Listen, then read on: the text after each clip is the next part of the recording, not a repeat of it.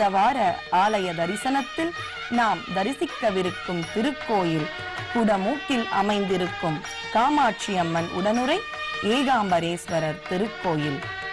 குடந்தை மகாமக விழாவிற்கு தொடர்புடைய 12 சிவாலயங்களில் ஒன்று. 5 கலசங்களும் 3 நிலைகளும் கொண்டது. கோடி கும்ப தரிசனம், கும்ப தரிசனம் கோடி புண்ணியம் என்பது சான்றோர் வாக்கு. குடந்தையிலிருந்தே காஞ்சியில் உறைவும் இறைவன் இறைவியை தரிசிக்க விருப்பமுள்ள பக்தர்களுக்கு இறைவன் திருவுள்ளம் கொண்டு இங்கே ஏகாம்பரேஸ்வரராக அருள்பாலிக்கின்றார். இங்கு பலிப்பீடமும் அதை தொடர்ந்து கொடிமரமும் உள்ளது. கொடிமரத்தின் முக்கியத்துவம் இன்றைய பல விஞ்ஞான கூறுகளோடு ஒத்துப்போகின்றன. விஞ்ஞானத்தை விட மெஞ்ஞானமே மேலானது என்பதை உணர்ந்தவர்கள் நம்முடைய சான்றோர்கள் என்பதில் எள்ளளவும் ஐயமில்லை.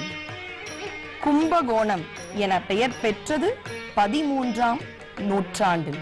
அதற்கு முன்பு இந்த நகரத்தை குடமூக்கு மற்றும் குடந்தை என்றே சொல்லிக் கொண்டிருந்தோம்.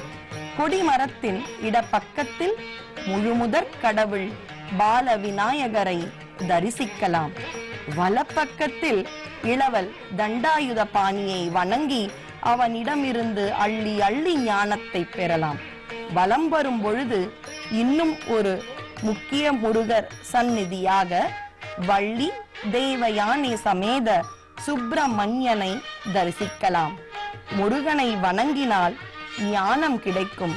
குழந்தைகளுக்கு பால தண்டாயுத பாணி, குடும்பத்தில் இருப்பவர்களுக்கு வள்ளி தேவசேனா சமேத சுப்பிரமணிய சுவாமி.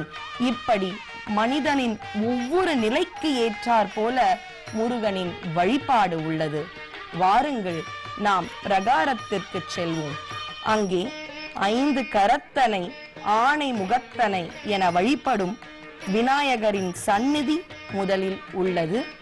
யானை வடிவில் இருக்கும் இந்த விநாயகரை தரிசிப்போம். தொடர்ந்து எல்லா சிவாலயங்களிலும் அமைந்திருப்பது போல விசாலாட்சி உடனுரை விஸ்வநாதரின் சந்நிதியும் உள்ளது. இதை காணும் பொழுது அன்றைய முன்னோர்கள் எவ்வளவு அழகாக யோசித்து ஒவ்வொரு கோயிலை அவர்கள் நிர்மாணித்திருக்கிறார்கள் என்பதும் தெரிகிறது.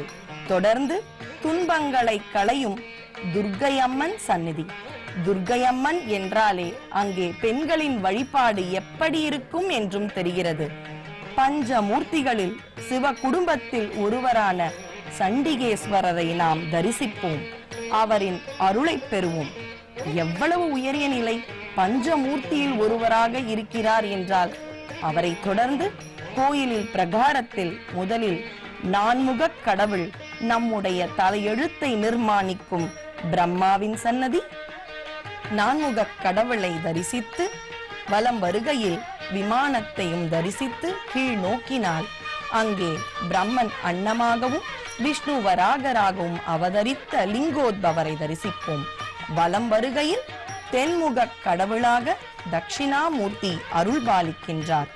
கல்லாலின் புடையமர்ந்து நான்மறை ஆரங்க முதல் கற்ற கேள்வி வல்லார்கள் 4வர்க்கும் வாக்கின்ற பூரணமாயென சனகாதி முனிவர்களுக்கு அருள்பாலித்து நமக்கும் அருள்பாலிக்கின்றார். நவக்கிரக சந்நிதியும் அங்குண்டு.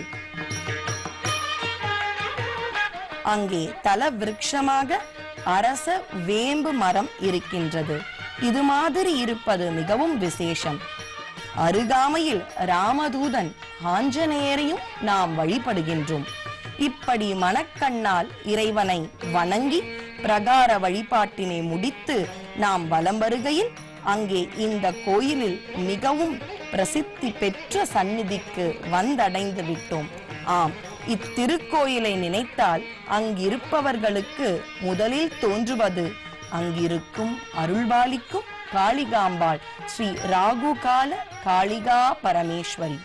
இந்த காளிகா பரமேஸ்வரிக்கு ராகுகால பூஜை வெள்ளிக்கிழமை ஞாயிற்றுக்கிழமை விசேஷமாக நடைபெறும். பக்தர்கள்லாம் வந்து அவங்களுடைய குறைகள்லாம் புத்திர சந்தானம், பில்லி சூன்யம் இதெல்லாம் காளிகா பரமேஸ்வரிகிட்ட வேண்டிக்கிட்டாங்கன்னா அமோகமாக எல்லா காரியம் சித்தி அடையும். ரெண்டாவது, இந்த பிரளய காலத்தில் அமிர்த கலசம் திரவியங்கள்லாம் விழுந்த இடத்துல குங்குமம் விழுந்த இடமா இது கருதப்படுது. ஏகாம்பரேஸ்வரர், காமாட்சி அம்பாள் ஆலயம், இந்த சிவாலயங்கள், தீர்த்தவாரி சிவாலயங்களில் முக்கியமாக எல்லா இதுலேயும் சோமாஸ்கந்தர் போவோம். இங்கே காளி காமாட்சி தான். காளி வந்து சிவசக்தி சுரூபம். எல்லா காளி கோயில்லையும் சிம்ம வாகனம் இருக்கும். இங்கே பார்த்தோம்னா ரிஷப வாகனம் தான் காளிக்கு முக்கிய ரிஷபம் இருக்கும். ஏன்னா சிவசக்தி சுரூபம். இந்த சிவசக்தி சுரூபத்தை காளியோட கோபுரத்திலே காமிச்சிருக்கா. அதாவது ஆண் கோபுரம் பெண் கோபுரம்னு 2 இருக்கும். அந்த ஆண் பெண் கோபுரம் சேர்ந்தது தான் காளி விமானம். சிவசக்தி சுரூபத்தை இந்த கோபுரத்திலே ஸ்தபதிகள் காமிச்சிருக்கா. துர்க்கையை வணங்கினால் தீ வினைகள் மாளும். 16 செல்வங்கள், கலையாத கல்வி, குறையாத வயது, ஓர் கபடு வாராத நட்பு, கன்றாத வளமை, குன்றாத இளமை, கழுப்பினி இல்லாத உடம்பு, இப்படி அனைத்தும் கிடைக்கும். அவள் முன்பும் அங்கே நந்தி தேவர் இருக்கின்றார். அவளை மனக்கண்ணால் தரிசிப்போம். 2 துவாரபாலகைக்கு நடுவே கருணை முகத்தோடு, அசுரர்களுக்கே அவளுடைய கோர முகங்கள், நமக்கு கருணை முகம் கொண்டு அருள்பாலிக்கும் உற்சவ மூர்த்தியை காண்கிறோம். பௌர்ணமி என்றால் இங்கே விழா கோலம்தான். உற்சவ மூர்த்திக்கு விமரிசையாக புறப்பாடு உண்டு. பக்தர்கள் இங்கே ஒரு மண்டலம் ஏதாவது ஒரு வேண்டுதலை வைத்து இவளை வழிபட்டால் தன்னுடைய 8 கரங்களோடு அவர்களுடைய தீவினைகளை அழித்து அவர்களை காப்பாள் என்பது ஐதீகம். மழலைகள் அழைத்தால் ஓடி வருவாள். அதுவும் அழனான் துவங்கி விட்டால் அன்னை ஓடி வந்திடுவாள். அழகெல்லாம் அழகல்லவோ, ஆடி வரும் பேரழகோ, எங்கும் முன் ஆடலடி தாயே என அவளுடைய தீபாராதனையை ரசித்தோம். மகாமகத்துக்கு இப்போ தீர்த்தவர் 12 கோயிலில் ஒரு ஸ்தலமாக ஏகாம்பரேஸ்வரர் அமைந்துள்ளது. காஞ்சிபுரத்துக்கு ஈடாக காஞ்சி காமாட்சி மாரி ஏகாம்பரேஸ்வரர் ஒரு அம்பாள் அமைந்துள்ளது. இந்த கோயிலில் பிரதோஷம், அந்த சிவனுக்கு பிரதோஷம் புறப்பாடும் உண்டு. இந்த 8ஆம் நூற்றாண்டில் இந்த கோயில் கட்டப்பட்டது. நாகேஸ்வரன் கோயில் கட்டாததுக்கு முன்னாடியும் இந்த காளிகாம்பாள் பிரதிஷ்டை பண்ணது. அங்குள்ள சிற்பிகள் தங்குவதற்காகவும் இந்த காளிகாம்பாள் பிரதிஷ்டை பண்ணது. இந்த கோயில் விஸ்வகர்மா சமுதாயத்துக்கு உட்பட்ட கோயில் இது. அதனால பக்தர்கள் அனைவரும் இந்த காளிகாம்பாளை தரிசிக்காமல் யாரும் போக மாட்டார்கள். கும்பகோணம் வந்தாலே ராகுகால காளி இங்கே உள்ளவர்கள் வந்து கல்யாணம் ஆகாதவர்கள் சீக்கிரம் கல்யாணம் ஆகும், குழந்தை இல்லாதவர்கள் சீக்கிரம் குழந்தை பாக்கியம் கிட்டும்.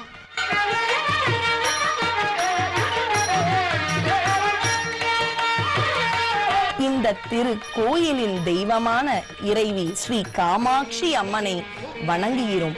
பிக்ஷான் தேகி என இவளிடம் மன்றாடினாள். என்ன அருள் கிட்டாது?